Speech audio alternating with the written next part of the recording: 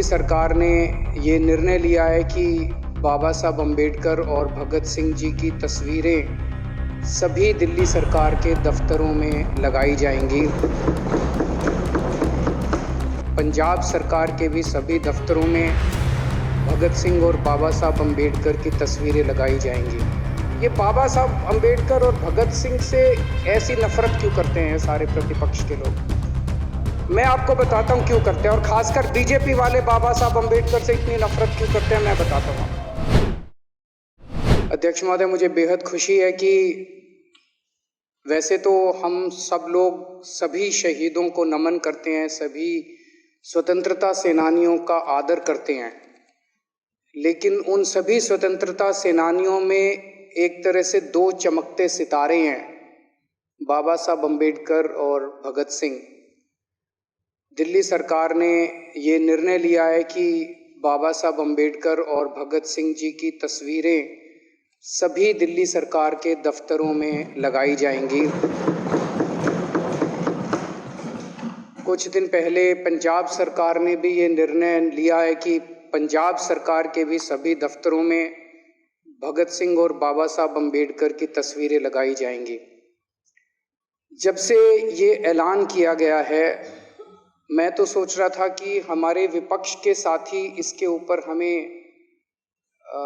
बधाई देंगे, तारीफ करेंगे कि बहुत अच्छा निर्णय लिया गया, लेकिन जब से ये ऐलान किया है कि इतना, यहाँ तो कहने के लिए कह दिया, बाहर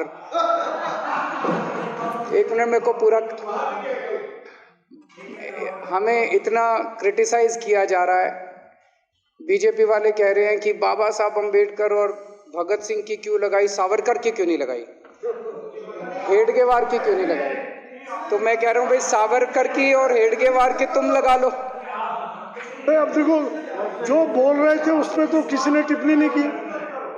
मैंने कहा भाई सावरकर की बोल रहे हैं, सावरकर की और हेडगेवार की तुम लगा लो, हम बाबा साहब अम्बेडकर की और भगत सिंह की लगा लेते हैं। कांग्रेस वाले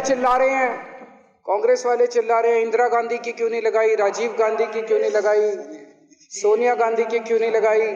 तो हम कह रहे हैं भाई, इंदिरा गांधी की तुम लगा लो, हम तो बाबा साहब अम्बेडकर की और भगत सिंह की लगाएंगे।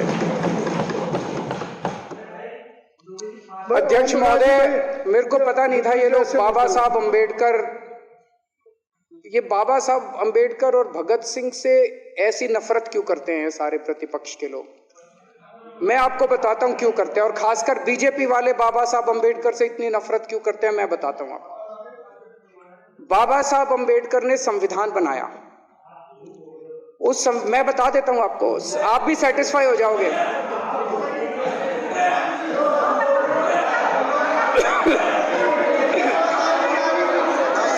सुन के चले जाना। बाबा साहब का नाम सुनते ही वॉकआउट कर गए। बाबा साहब का नाम भी नहीं सुनना चाहते।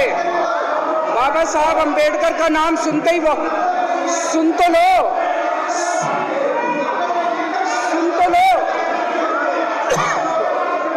तमाशा, और ये सब कुछ जो इन्होंने बोला वो सच बोला, सुन तो लो।